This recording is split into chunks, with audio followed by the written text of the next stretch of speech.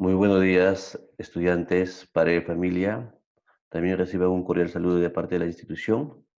La clase virtual está dirigida para el segundo año de secundaria en el curso de razonamiento verbal. Antes de iniciar la clase, vamos a leer nuestra frase del día, que dice: Nadie tiene éxito sin esfuerzo. Los que tienen éxito deben su éxito a la perseverancia. Romana Maharshi. Ese es cierto, estudiante. Creo que todos los éxitos, todas las metas que uno consigue es a base de sacrificio, de entrega y de perseverancia. Sin ello, creo que no se puede conseguir. Muy bien, estudiantes.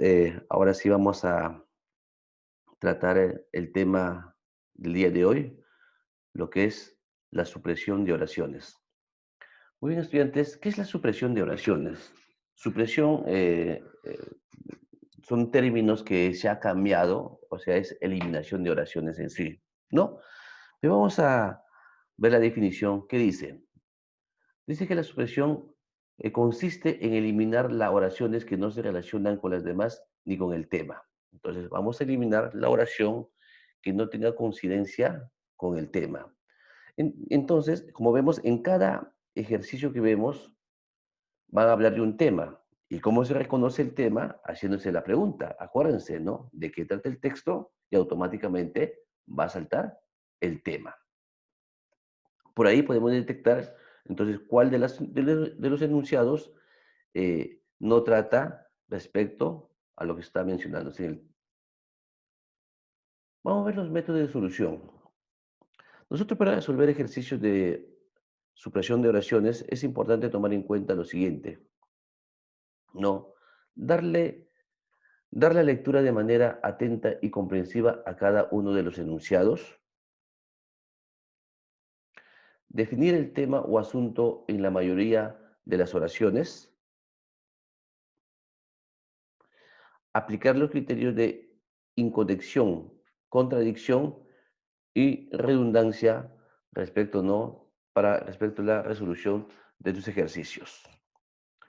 Vamos a ver los criterios de supresión. Por ejemplo, estudiantes, el criterio por disociación. Hablar del criterio por disociación es también hablar del criterio de inconexión. Son sinónimos, disociación o inconexión. ¿Qué dice justamente este criterio de eliminación de oraciones? Que es un método, la disociación. Dice que se elimina aquella oración que trata de un tema diferente. Por ejemplo, acá yo tengo un ejercicio de supresión de oraciones. En este ejercicio justamente se habla de un tema y el tema yo lo voy a justamente identificar haciéndome la pregunta de qué trata el texto. Leemos. El cerebro controla las funciones del cuerpo a través del bulbo raquídeo, la médula espinal y el resto del sistema nervioso. El encéfalo es el organismo más complejo del cuerpo humano, con sus 10 millones de células nerviosas. El cerebro, además, es el lugar donde radican la conciencia, la memoria y la capacidad de aprendizaje. El cerebro controla la digestión y las funciones vitales de los pulmones y el corazón. El cerebro, en ese sentido, controla las actividades de muchos órganos de nuestro cuerpo. ¿De qué trata el texto? Habla del cerebro, ¿no? Mayormente habla del cerebro, las funciones del cerebro. Entonces, si habla del cerebro, estudiantes acá, ¿cuál de los enunciados, cuál de los enunciados justamente disocia? O sea, se sale del tema o habla de otro tema. La uno, el cerebro controla, está hablando del cerebro, del tema. Número dos, el encéfalo es el organismo más complejo del cuerpo humano con sus 10 billones de células nerviosas. Como vemos, en el enunciado 2 ya se sale del tema, está hablando del encéfalo. Se centra en hablar del encéfalo y justamente los enunciados restantes no hablan de ese tema, están hablando específicamente del cerebro. Entonces, por disociación, vamos a eliminar lo que es la B, el 2, porque disocia o ya se separa, se distancia de lo que está hablando el cerebro y se centra en hablar del encéfalo. En lo que es justamente por contradicción, recuerden, se elimina la oración que se opone a lo afirmado por los demás enunciados, ¿no? Mientras que los demás enunciados indican la misma cosa, ¿no? Uno de los enunciados indicará todo lo contrario. Vamos a ver acá, dice. El término hagiografía hace referencia al estudio de la vida de los santos. La hagiografía se convirtió en una rama de la historia de la Iglesia. La Iglesia Católica siempre ha combatido el culto a los santos. La hagiografía tenía como objetivo fijar que, qué santos podían ser objeto de culto. Entonces, ¿de qué habla la lectura o de qué habla el texto? De la hagiografía, ¿no? De la hagiografía como estudio de la vida de los santos. Como vemos, en el término 1 se centra, ¿no? Dice, el término hagiografía hace referencia al estudio de la vida de los santos. En la 2 también. Pero en la 3, estudiantes, habla también del tema, pero contradice a lo que dice los restantes. Contradice a lo que dice el 1, el 2 y el 4. Mientras lo demás indica que la hagiografía justamente hace estudio sobre la vida de los santos y apoya ese objetivo, en la 3 dice que la Iglesia Católica siempre ha combatido el culto a los santos. Y no es así, ¿no? Está contradiciendo o indica todo lo contrario a lo que dicen los enunciados restantes. Por ahí vamos a eliminar lo que es, lo que es por contradicción. En lo que se refiere, ¿no? La redundancia, disculpen, acá es número 3. La redundancia 3 dice que se elimina la oración que repite una información ya vertida en otra unidad. En este caso, estudiantes, vamos a eliminar ya la oración redundante. Si esa oración se indicó en la 1 y se repite en la 4, tenemos que eliminar la 4. Puede ser que la oración está en la 1, ¿no?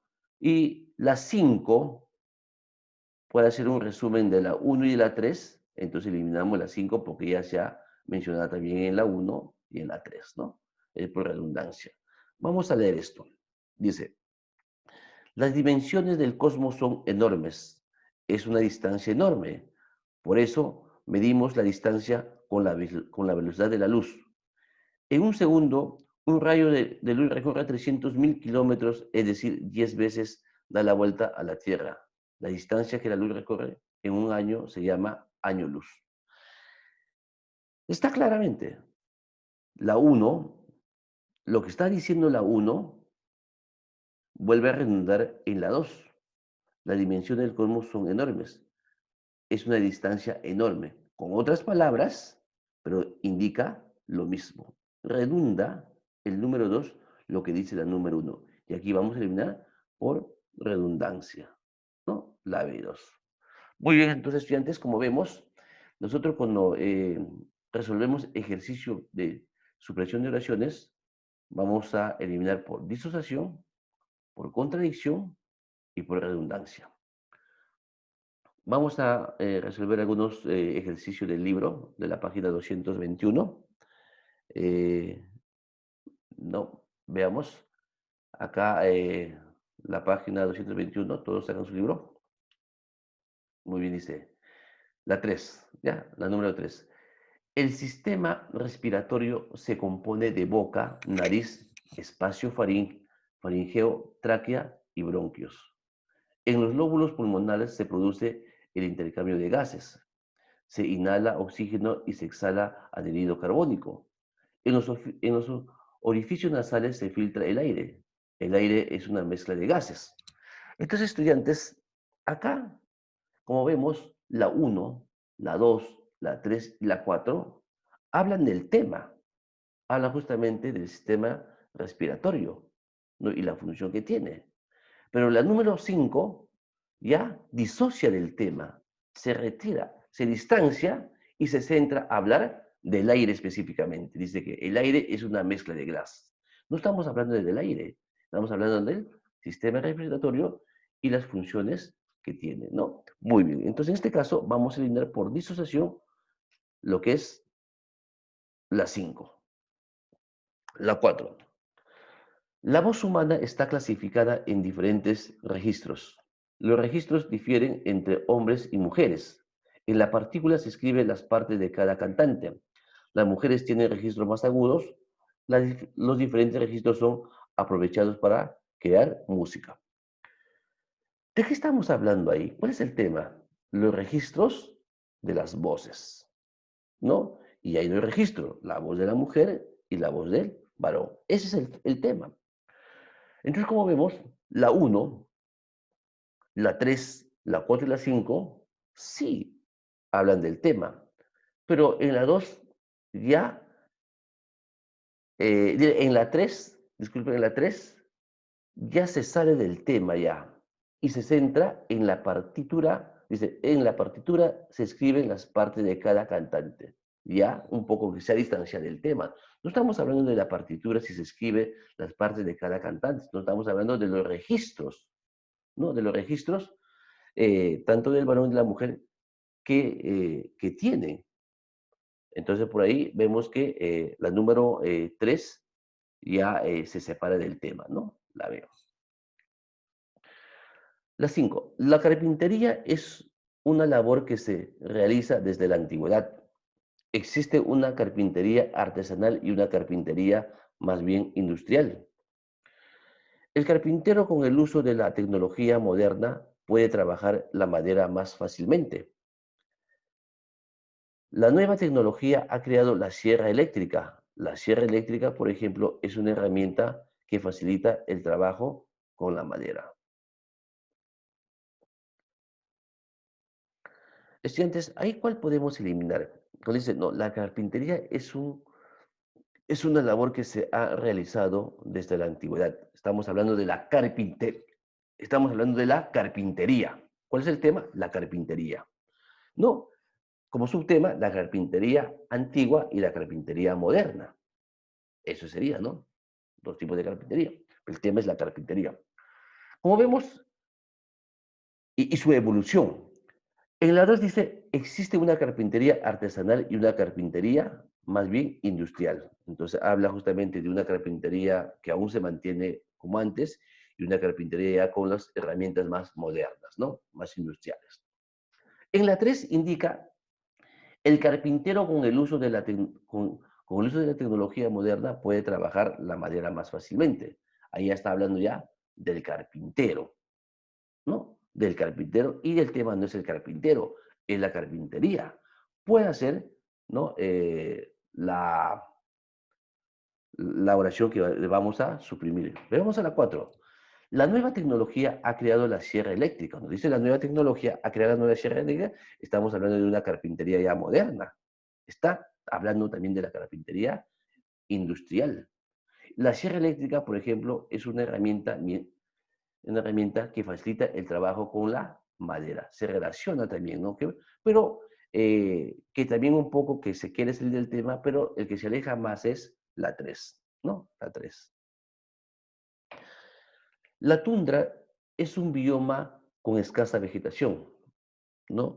La tundra justamente son espacios verdosos, ¿no? Lugares no, llanuras, pero que tiene muy poca vegetación. No puede decir, no, la tundra es un bioma con escasa vegetación. El término bioma pertenece a la ecología. Su fauna también se reduce a pocas especies. El clima de la tundra extremadamente frío. Este bioma se sitúa en el círculo polar ártico. ¿De qué estamos hablando acá? Estamos hablando de la tundra. Estamos hablando de la tundra.